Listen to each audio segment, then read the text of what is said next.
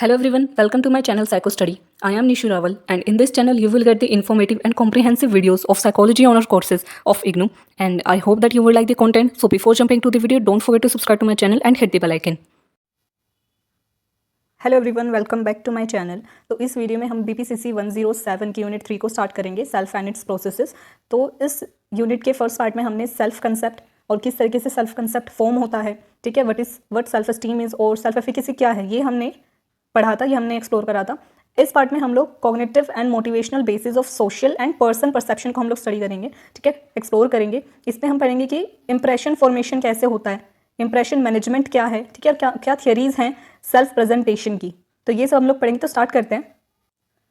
हमारा next topic cognitive and motivational basis of social and person perception. क्या cognitive basis है, ठीक है, और क्या मोटिवेशनल बेसिस है हमारे सोशल और पर्सन परसेप्शन का। पर्सन परसेप्शन या सोशल परसेप्शन क्या हुआ कि हम अपने सोसाइटी को, ठीक है, अपने अराउंड जो वर्ल्ड है उसे किस तरीके से हम परसीव करते हैं, कैसे उनके लिए हम लोग परसेप्शन अपनी बनाते हैं और कैसे दूसरे ह्यूमंस के लिए, ठीक है, दूसरे पर्सन का हम लोग परसेप्शन बिल्ड करते हैं, फॉर्म करते हैं। क्या कॉग्निटिव बेसिस है इसके और क्या मोटिवेशनल बेसिस है। सबसे पहले अगर हम देखें तो इन्फॉर्मेशन प्रोसेसिंग कैसे होती है। We collect, process, select and interpret information about others, ठीक है, कि हम लोग जब दूसरे लोगों को देखते हैं तो उनकी जो सिचुएशन है, ठीक है, जितनी भी इन्फॉर्मेशन हमें दूसरों के बारे में मिल रही है, दूसरों से मिल रही है, सबको हम लोग सिलेक्ट करते हैं, कलेक्ट करते हैं और प्रोसेस करते हैं। सिलेक्ट करते हैं, कलेक्ट करते हैं, प्रोसेस करते हैं, ठीक है। इस प्रोसेस को हम लोग बोलते हैं इन्फॉर्मेशन प्रोसेसिंग, कि जो भी इन्फॉर्मेशन आ रही है उसे प्रोसेस करना, इन्फॉर्मेशन प्रोसेसिंग।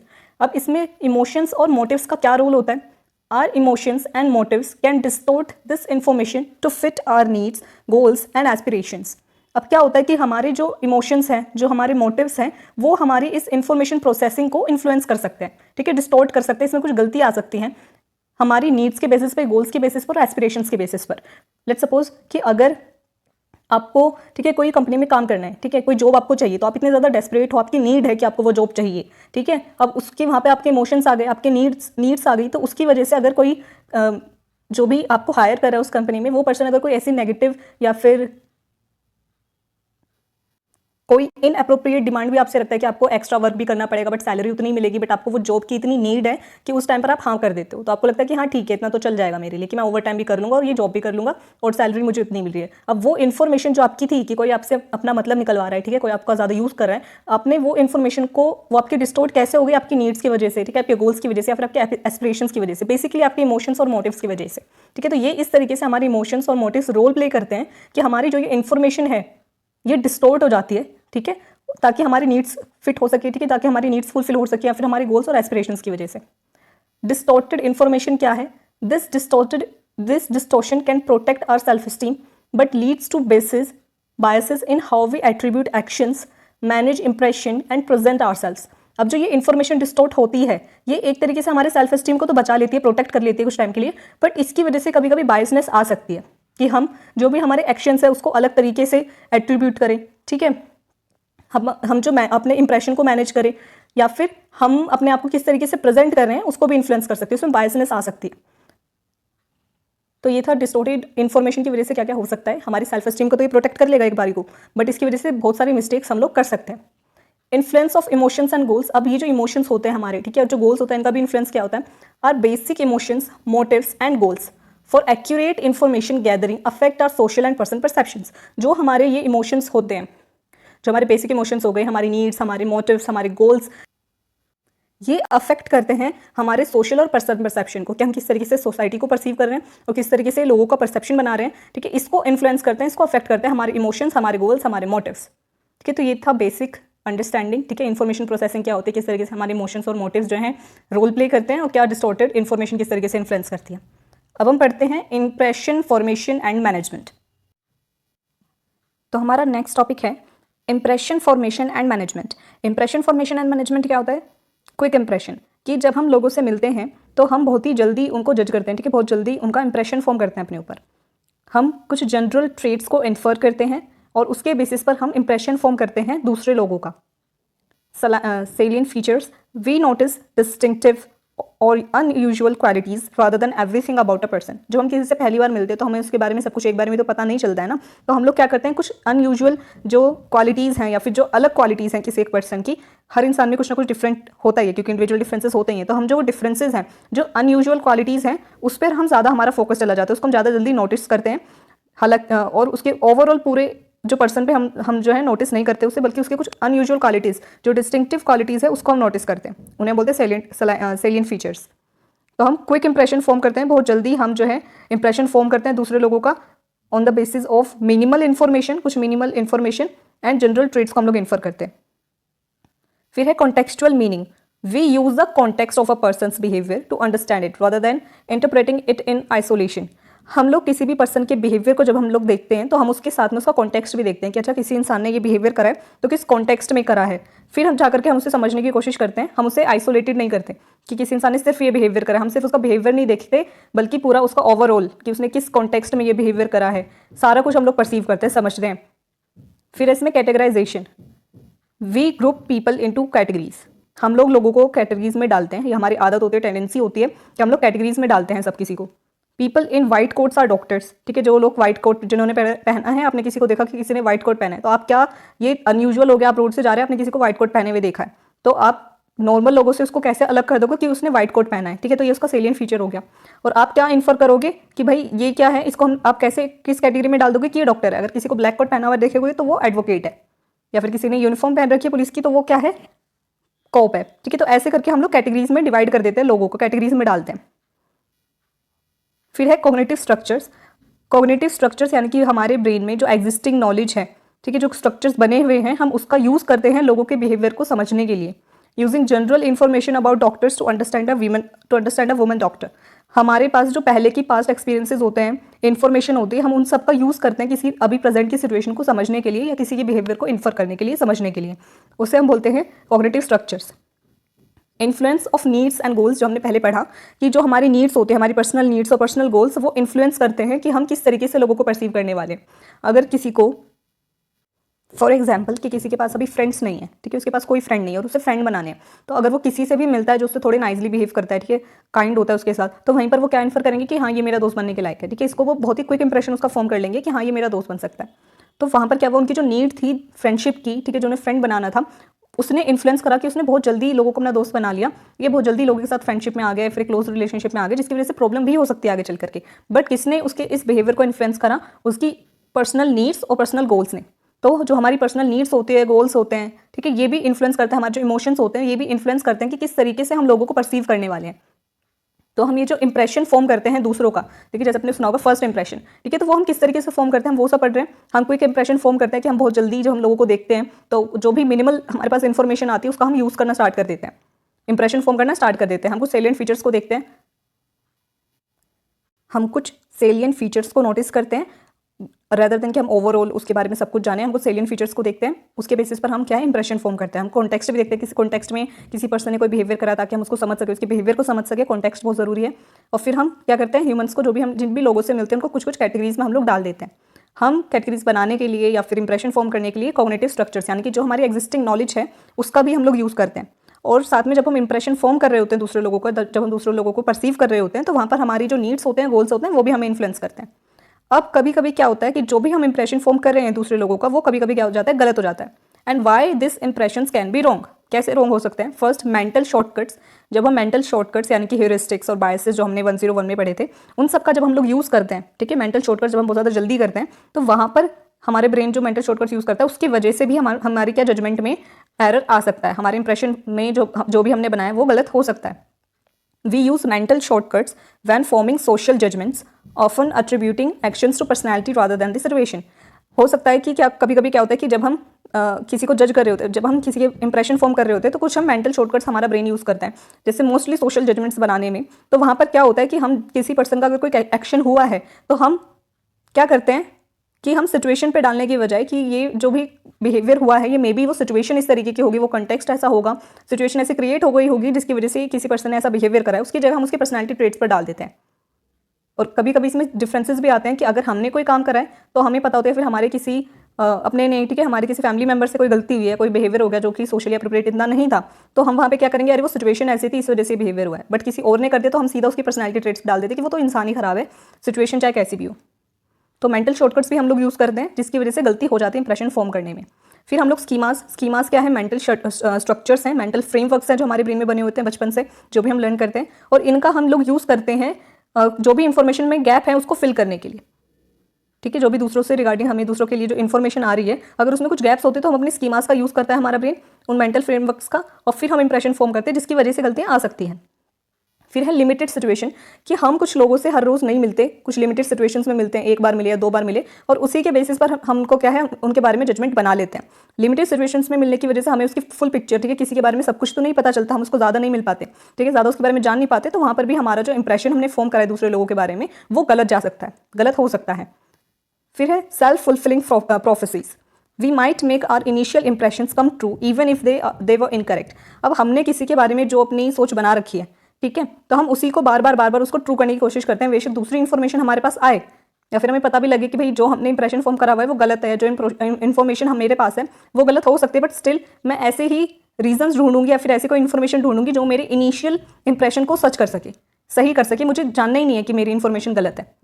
तो वो होता है सेल्फ फुलफिलिंग प्रोफेसीज, की जो मुझे पता है मैं सिर्फ वो ही देखना चाहती हूँ या फिर उसी को ट्रू साबित करना चाहती हूँ। फिर लास्ट है कंसेंसस। अब कंसेंसस क्या, कि if many people agree on an impression we might believe it even if it's wrong. कि कंसेंसस क्या, कि जब बहुत सारे लोग एक साथ हो जाते हैं, ठीक है, जब बहुत सारे लोग एक साथ हो जाते हैं और वो अग्री करते हैं कि हाँ भाई इस पर्सन का इंप्रेशन ऐसा है, ठीक है, एक इंप्रेशन पर जब बहुत ज़्यादा कम्युनिटी, बहुत ज़्यादा लोग अग्री करते हैं तो कहीं ना कहीं हम लोग भी बिलीव कर लेते हैं कि शायद हाँ जो इतने सब लोग कह रहे हैं कि ये इंसान अच्छा है तो मे भी अच्छा ही होगा, बट हो सकता है कि वो गलत भी हो, बट हम कंसेंसस के साथ जा रहे हैं तो वहाँ पर भी उसकी वजह से भी हमारा इंप्रेशन रॉन्ग हो सकता है। तो ये कुछ शॉर्टकट्स थे, ये कुछ रीजंस थे जिसकी वजह से हमने जो इंप्रेशन बनाया है दूसरों को लेकर के वो गलत हो सकता है। अब इसमें नेक्स्ट टॉपिक है हमारे पास इंप्रेशन मैनेजमेंट। अब तक हमने पढ़ा इंप्रेशन फॉर्मेशन, कि इंप्रेशन फॉर्म कैसे करते हैं हम दूसरों को लेकर के, साथ में ये इंप्रेशन फॉर्मेशन गलत किस तरीके से हो सकती है। अब हम पढ़ेंगे इंप्रेशन मैनेजमेंट, कि हम इंप्रेशन को मैनेज कैसे करते हैं, the fine art of looking good, अपनी जो इंप्रेशन उसको हम कैसे फॉर्म करते हैं, ठीक है, कैसे मैनेज करते हैं।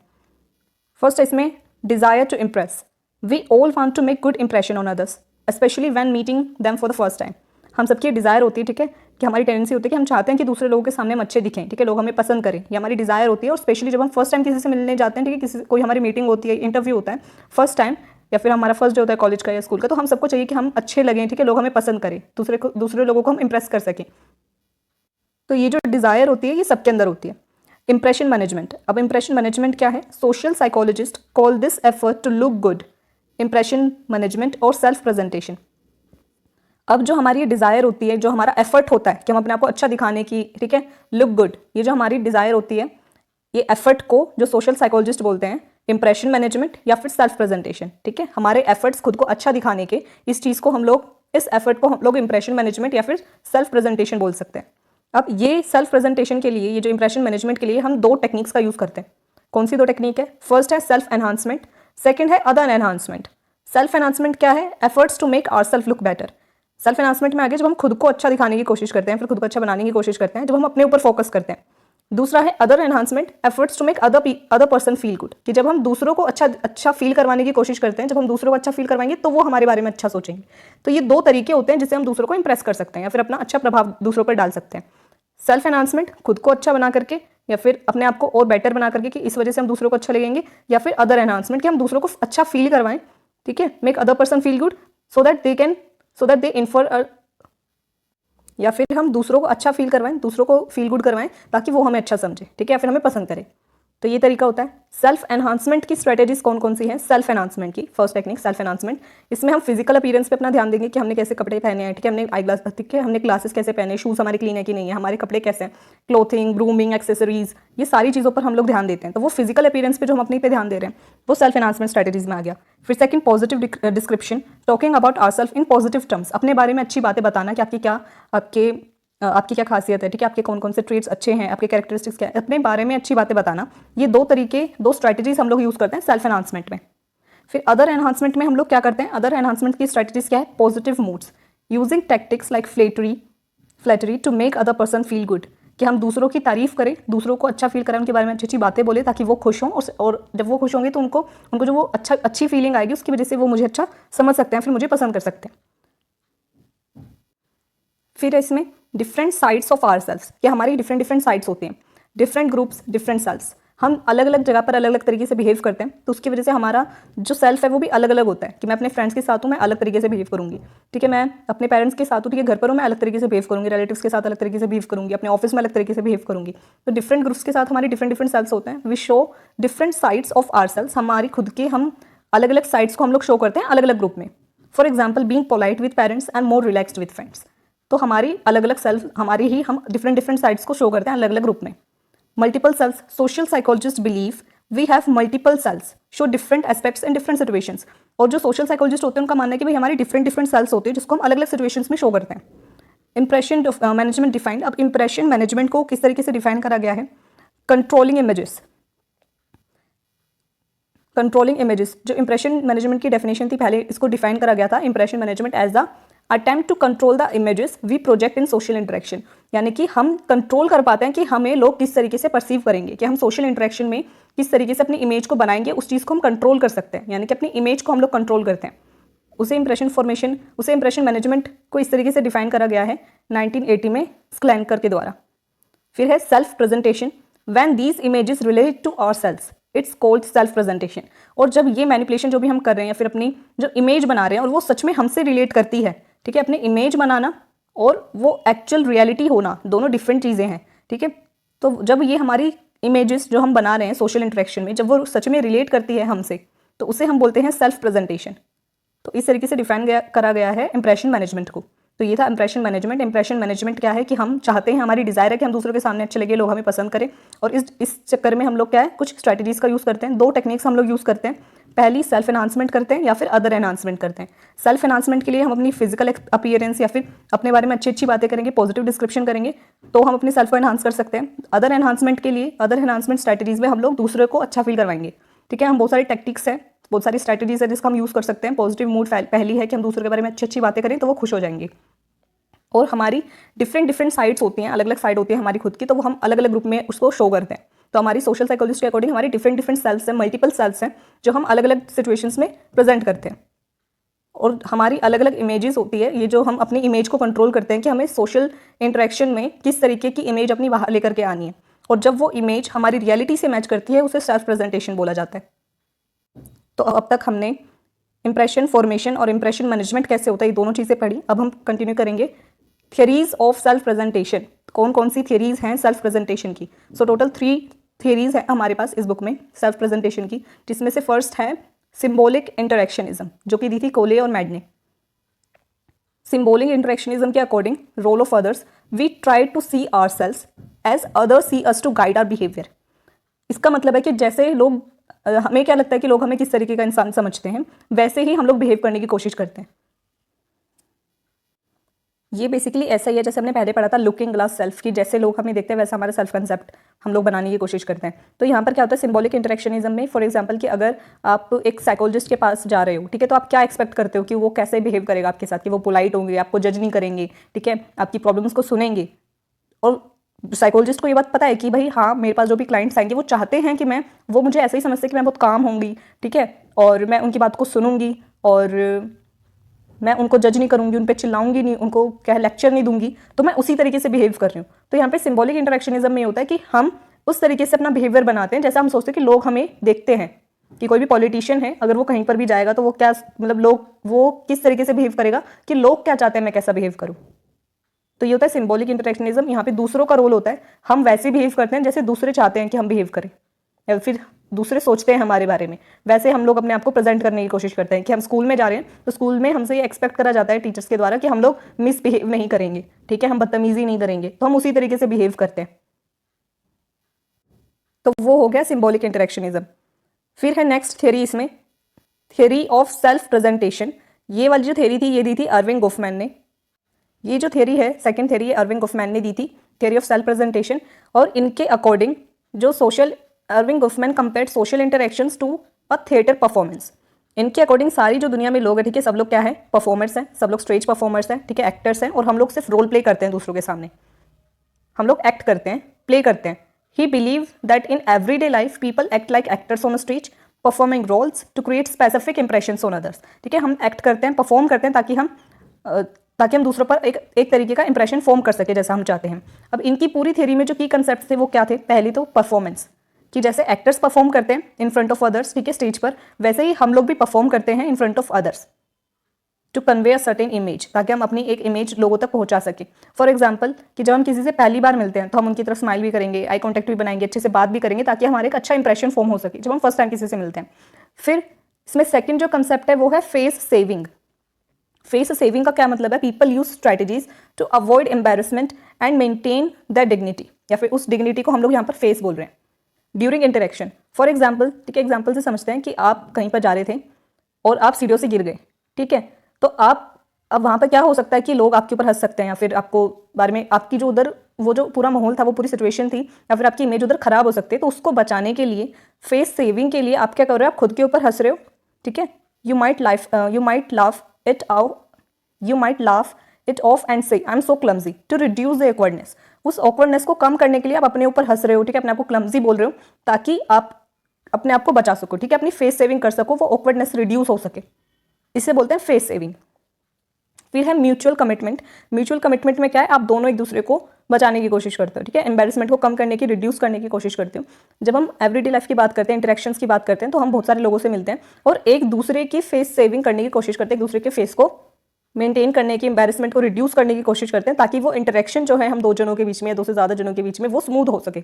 For example, if someone makes a mistake while speaking, ठीक है, किसी ने बोलते हुए कोई गलती कर दी, ठीक है, तो वहाँ पर क्या है? आप उसको इग्नोर कर दोगे या फिर उसको जेंटली करेक्ट करोगे, ताकि वो इंसान, सामने वाला इंसान बुरा फील ना करे। तो वहाँ पे आपने भी उसके लिए इसे हम म्यूचुअल कमिटमेंट बोलते हैं कि आपने उसकी फेस सेविंग करी, उसको एम्बेरसमेंट फील नहीं करवाया, ठीक है, उसको उस सिचुएशन को ऑकवर्ड नहीं बनाया, वैसे ही वो इंसान भी आपके लिए करेगा। तो ये हो गई म्यूचुअल कमिटमेंट, कि आप दोनों एक दूसरे को या फिर हम एक दूसरे को बचाने की कोशिश कर रहे हैं, उस एम्बेरसमेंट को या ऑकवर्डनेस को कम करने की कोशिश करते हैं। फिर है front stage and back stage. जैसे एक फ्रंट स्टेज होता है थिएटर पे और एक बैक स्टेज होता है, वैसे ही फ्रंट स्टेज क्या है?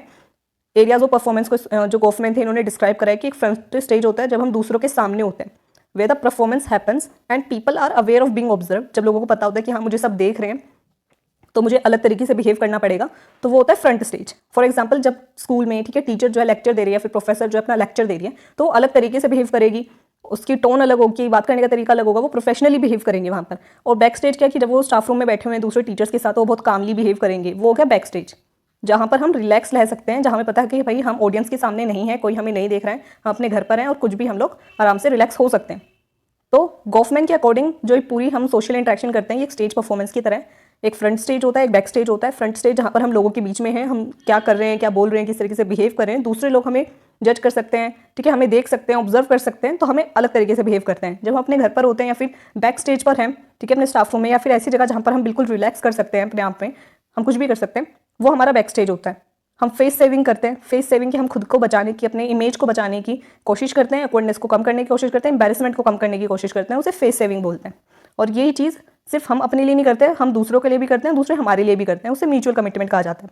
तो ये दूसरी थियरी थी हमारी, थियरी ऑफ सेल्फ प्रेजेंटेशन, जो कि दी थी अर्विंग गॉफमैन ने। लास्ट जो थियरी है हमारे पास सेल्फ प्रेजेंटेशन की, वो है सिचुएटेड आइडेंटिटीज थियरी, जो कि C.N. अलेक्जेंडर ने जो है दी थी। अब इनके अकॉर्डिंग सोशल सेटिंग्स होती हैं अलग अलग, ठीक है, और उन सोशल सेटिंग्स में हम फेवरेबल आइडेंटिटीज़ कि वहाँ पर क्या सबसे सही आइडेंटिटी रहेगी हमारी, वो हम लोग बिल्ड करते हैं, ठीक है, क्रिएट करते हैं। तो अलग अलग डिफरेंट सोशल सेटिंग्स में हमारी डिफरेंट आइडेंटिटीज़ होती हैं, जो वो उस पर्टिकुलर सिनेरियो में, उस पर्टिकुलर सिचुएशन में फेवरेबल रहेगी, ठीक है, सही रहेगी, सूट करेगी।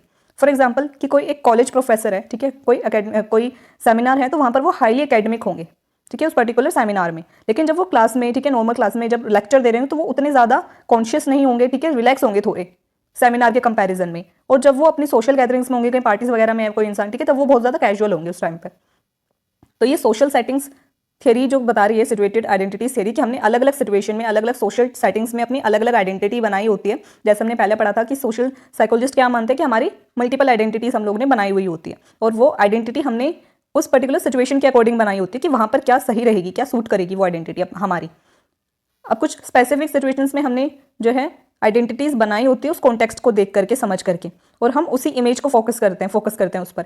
जैसे अगर मैं अपने फ्रेंड्स के साथ हूँ तो मेरी आइडेंटिटी कैसी है कि मैं बहुत जॉयफुल हूँ, ठीक है, और बहुत अच्छे से बात कर रही हूँ, इतने ज़्यादा सीरियस हम लोग बात नहीं करेंगे, रिलैक्स्ड रहेंगे। लेकिन जब वहीं पर मैं वही इंसान हूँ और मैं अपने ऑफिस में काम कर रही हूँ, तो मैं हाईली जो है एकेडमिक या फिर काफ़ी ज़्यादा कॉन्शियस हूँ अपने काम को लेकर के, काफ़ी सीरियस हूँ, इतना ज़्यादा हंसी मजाक नहीं कर रही। तो वो मेरी एक अलग आइडेंटिटी, क्योंकि वहाँ पर उसकी ज़रूरत है। तो मैं अलग अलग जगह पर फोकस करूँगी कि मेरी कौन सी आइडेंटिटी, कौन सी इमेज मुझे प्रोजेक्ट करनी है उस सिचुएशन के अकॉर्डिंग। यहाँ पर सिचुएशन का रोल है। अब यहाँ पर रोल वर्सेज आइडेंटिटी की भी बात लिखी है कि रोल और आइडेंटिटी में डिफरेंस क्या है। Roles focus on expected behaviour. Roles का मतलब होता है कि आप किसी एक काम में आप काम कर रहे हो, वहां पर आपसे क्या एक्सपेक्ट करा जाता है बिहेवियर, वो आपका रोल है, ठीक है। While situated identities focus on the image we choose to project. अब सिचुएटेड आइडेंटिटीज का क्या मतलब है कि मैं क्या चाहती हूँ, कौन सी इमेज में प्रोजेक्ट करूँ उस पर्टिकुलर सिचुएशन में। फॉर एग्जाम्पल कि अगर कोई पुलिस ऑफिसर है तो उसका रोल क्या है कि उसको ईमानदार होना चाहिए, उसको लोगों की मदद करनी है, सोसाइटी की मदद करनी है, ये उसका रोल है। ये रोल का मतलब हो गया उससे क्या बिहेवियर एक्सपेक्ट करा जा रहा है, वो हो गया उसका रोल। लेकिन वो अपनी क्या इमेज प्रोजेक्ट कर रहा है उस पर्टिकुलर सिचुएशन में, वो डिफरेंस है, ठीक है। उधर डिफरेंस आ रहे हैं कि वो करप्टेड ऑफिसर है, ठीक है, या वो लोगों से पैसा ले रहा है, या फिर वो अपना काम ईमानदारी से नहीं कर रहा है। तो ये उसने अपनी जो इमेज है वो प्रोजेक्ट करी है, वो ऐसी इमेज प्रोजेक्ट करना चाहता है लोगों के सामने, वो उसकी खुद की मर्जी है। तो ये डिफरेंस हो गया रोल में और आइडेंटिटी में। रोल की आपसे क्या एक्सपेक्ट करा जा रहा है कि आपको क्या करना चाहिए, वो आपका रोल है। कि एक डॉक्टर से एक्सपेक्ट करते हैं कि वो ईमानदारी से अपना काम करेगा, ज़्यादा पैसे नहीं लेगा और पेशेंट को अच्छे से इलाज करेगा। लेकिन आइडेंटिटी क्या वो एक अच्छा ऑफिसर है, क्या वो एक अच्छा डॉक्टर है, कि वो अपना काम बहुत ईमानदारी से करता है या नहीं करता, वो मेरे ऊपर है, ठीक है। सिचुएटेड आइडेंटिटीज़ क्या हो गया कि मैं कैसे आइडेंटिटी को सिचुएट करना चाहती हूँ, वहाँ पे प्रोजेक्ट करना चाहती हूँ, वो मेरी मर्जी के ऊपर है। तो रोल और आइडेंटिटी में ये डिफरेंस है कि रोल क्या हो गया कि मुझसे क्या एक्सपेक्ट करा जा रहा है, उस पर्टिकुलर रोल से क्या एक्सपेक्ट करा जा रहा है। सिचुएटेड आइडेंटिटीज़ में क्या हो गया कि focus on image we choose to project, जो मैं प्रोजेक्ट करना चाहती हूँ। दूसरे क्या एक्सपेक्ट कर रहे हैं उससे मतलब नहीं है, मैं क्या प्रोजेक्ट करना चाहती हूँ। तो ये डिफरेंस है रोल और आइडेंटिटी में। अब यहाँ पे कुछ कॉमन पॉइंट्स हैं जो हर जगह यूज हुए हैं, जैसे इंप्रेशन। इंप्रेशन क्या है, others form impression of us and use these two guide there interaction. Impression क्या है कि हम क्या कुछ इंप्रेशन फॉर्म करते हैं, ठीक है, दूसरे हमारे बारे में इंप्रेशन फॉर्म करते हैं और हम दूसरों को लेकर के इंप्रेशन फॉर्म करते हैं ताकि हम अपने इंटरेक्शन को गाइड कर सकें। अगर मैं दूसरों को देख रही हूँ, ठीक है, और वो इस तरीके से बिहेव कर रहे हैं कि मुझे लग रहा है कि यार ये इंसान सही नहीं है, ठीक है, तो मैं क्या उस इन्फॉर्मेशन से मैं क्या यूज़ करूँगी कि मैं इंटरेक्शन कम कर दूंगी।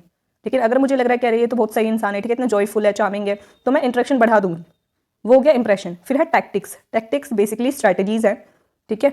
टैक्टिक्स का मतलब हो गया कुछ स्ट्रैटेजीज जो हम लोग अभी आगे पढ़ेंगे भी, सेल्फ प्रेजेंटेशन की टैक्टिक्स। तो कुछ ऐसी स्ट्रैटेजीज हैं जिनका कि हम यूज़ करते हैं इंटरेक्शंस में, सोशल इंटरेक्शंस में, अपनी इमेज को प्रेजेंट करने के लिए या कंट्रोल करने के लिए इंप्रेशन को, उसे स्ट्रैटेजीज बोलते हैं। वो स्ट्रैटेजीज क्या है, टैक्टिक्स। तो ये हमने थियरीज पढ़ी, तीन थियरीज हमने टोटल पढ़ी हैं। फर्स्ट थियरी थी हमारी symbolic interactionism, Cooley and Mead की। सेकंड हमारी थियरी थी theory of self presentation, Erving Goffman. इन्होंने जो है थिएटर की तरीके से हमें रिप्रेजेंट करा था, कंपेयर करा था सोशल इंटरेक्शन को।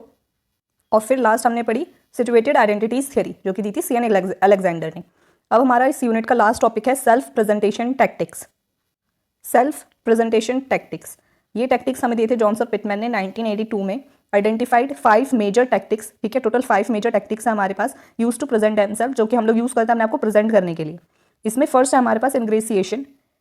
इनग्रेसिएशन का गोल क्या होता है, हम इस टैक्टिक को अगर यूज़ करेंगे तो कौन सा गोल अचीव करेंगे, to be seen as likeable, ठीक है। इनग्रेसिएशन का गोल क्या होता है, to be seen as likeable, कि हम दूसरे को लाइकेबल लगे, अच्छे लगे। अब इसमें हम टैक्टिक यानी स्ट्रैटेजी क्या यूज़ करते हैं, गिविंग कॉम्प्लीमेंट्स, ठीक है, हम दूसरों को कॉम्प्लीमेंट्स देंगे। Agreeing with others opinions and behaviours, हम दूसरे की हाँ में हाँ मिलाएंगे, ठीक है, बेसिकली कि दूसरे के हाँ में हाँ मिलाना, उसको कॉम्प्लीमेंट देना, उसको अच्छा फील करवाना ताकि वो हमें अच्छा समझे। लेकिन यहाँ पे एक क्वेश्चन क्या है, if other person suspects insincerity it won't work, कि अगर दूसरे पर्सन को ये पता चल गया है, फिर उसे समझ में आ गया कि भाई तुम लोग सिंसियर नहीं हो, ठीक है, और तुम सच नहीं बोल रहे हो, बस हमारे यहाँ में हाँ मिला रहे हो अपना मतलब निकालने के लिए, तो ये चीज़ काम नहीं करेगी। मीन्स कि अगर दूसरा जो पर्सन है, अदर पर्सन है, वो बहुत कॉन्शियस है अपने आप को लेकर के कि वो कैसे इंटरेक्शन कर रहे हैं, तो वो अब इस इनग्रेसिएशन में नहीं आने वाला, तो ये आपका काम नहीं करेगा। तो इनग्रेसिएशन का मेन मतलब क्या होता है कि हम जो है दूसरों को अच्छी अच्छी बातें बोलते हैं, उनके हाँ में हाँ मिलाते हैं ताकि वो हमें पसंद करे, ये इनग्रेसिएशन है। सेकेंड है इंटिमिडेशन। इंटिमिडेशन का गोल क्या होता है, to arouse fear and control the interaction, कि भाई हमें पूरे इंटरेक्शन को कंट्रोल करना है, हमारे हाथ में सारी चीज़ें होंगी, तो दूसरे के अंदर फियर क्रिएट करो।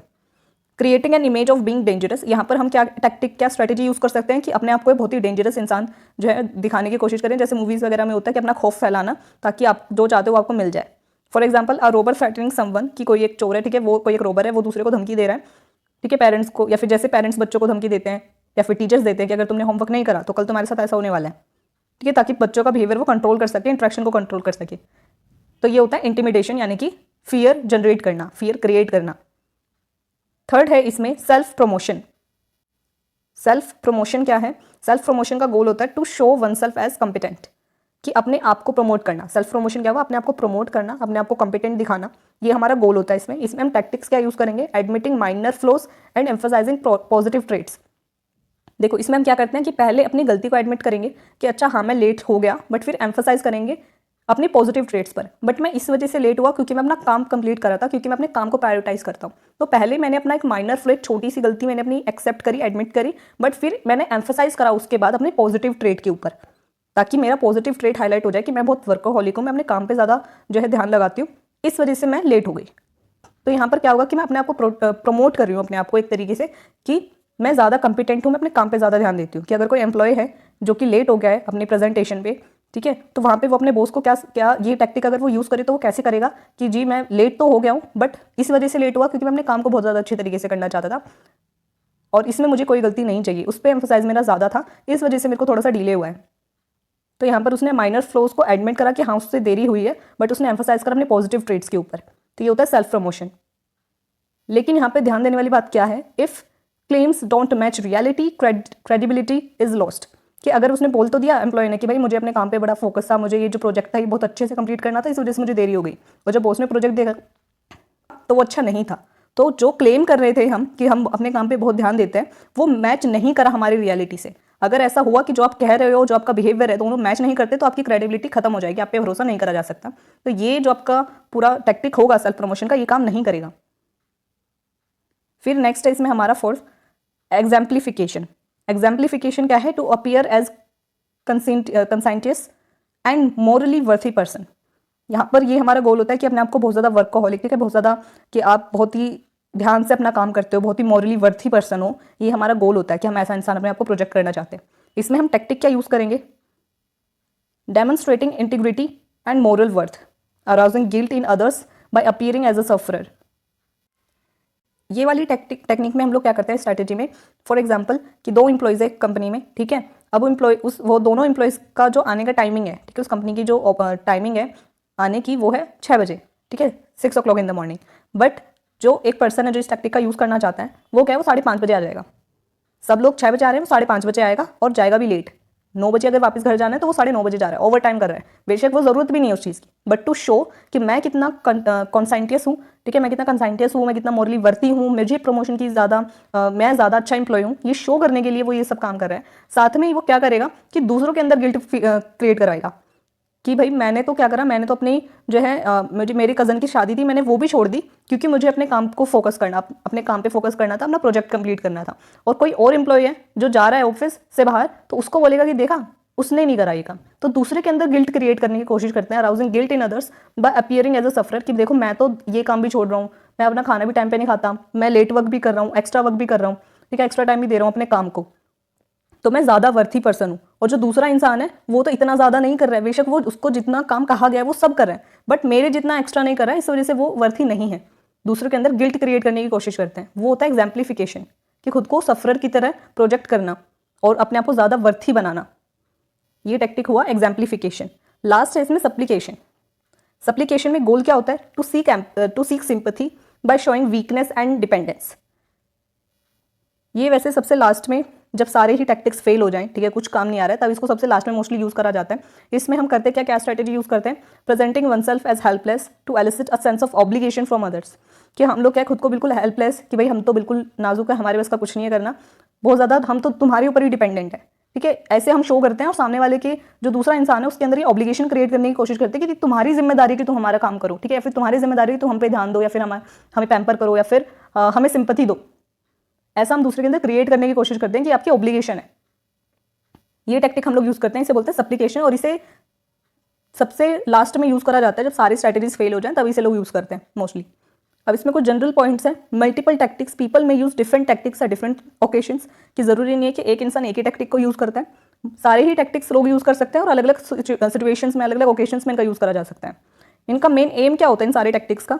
To create the desired impression and increase the chances of achieving the desired effect. कि हम लोग अपने गोल को अचीव करने के लिए जो भी हम चाहते हैं, जो भी इफेक्ट हम लोग चाहते हैं, उसको अचीव करने के लिए हम इन सब का यूज़ करते हैं। तो ये थे कुछ सेल्फ प्रेजेंटेशन टैक्टिक्स जो हमने पढ़े, और अभी इसका लास्ट टॉपिक बचा है अभी, ठीक है। Individual differences in self presentation, कि क्या इंडिविजुअल डिफरेंसेस आते हैं सेल्फ प्रेजेंटेशन में, लोग अलग अलग तरीके से अपने आप को प्रेजेंट करते हैं।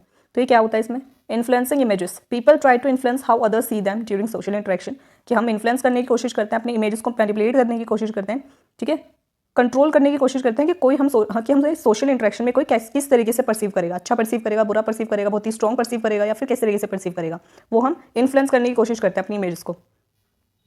Varied control, not everyone controls their self presentation to the same extent, some do it more often with a greater skill, कि अब सबका जो ये कंट्रोल करने का तरीका है ये अलग अलग हो सकता है, अलग अलग एक्सटेंट पर हो सकता है, सेम एक्सटेंट नहीं होता, ठीक है, अलग अलग हो सकता है। Some do it more often, कोई इसको कुछ लोग हैं जिसको बहुत ज़्यादा यूज़ करते हैं और बहुत सारे स्किल्स, अच्छे खासे स्किल्स के साथ इसको यूज़ करते हैं।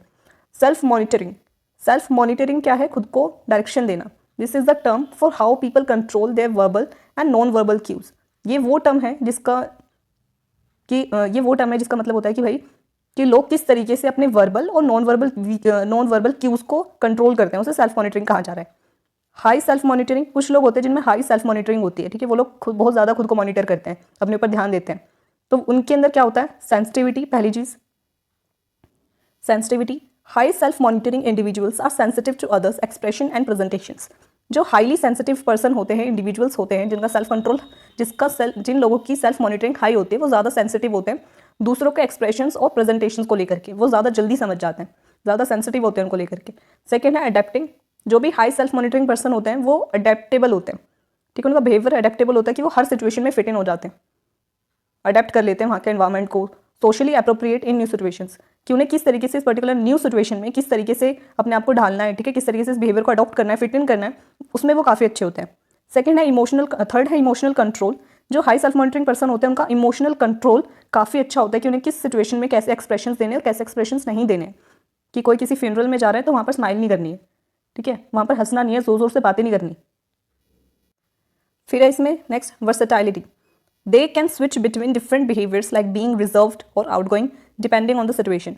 कि जो हाई सेल्फ मॉनिटरिंग पर्सन होते हैं वो काफ़ी ज़्यादा वर्सेटाइल होता है उनका नेचर, ठीक है, वो बहुत जल्दी अपने बिहेवियर को स्विच कर सकते हैं कि किसी सिचुएशन में वो बिल्कुल चुपचाप, ठीक है, शांत रिजर्व्ड है, और दूसरी सिचुएशन में जहाँ पर उनको ज़रूरत है आउटगोइंग होने की, ठीक है, एक्सट्रोवर्ट बनने की, तो वो भी बन जा रहे हैं, सिचुएशन के अकॉर्डिंग अपने आप को अपने बिहेवियर को चेंज कर रहे हैं, स्विच कर रहे हैं। तो हाई सेल्फ मॉनिटरिंग पर्सन ये भी कर सकते हैं। फिर है last social comparisons, they seek out information about appropriate behaviour and adjust their self presentation to gain approval और पावर।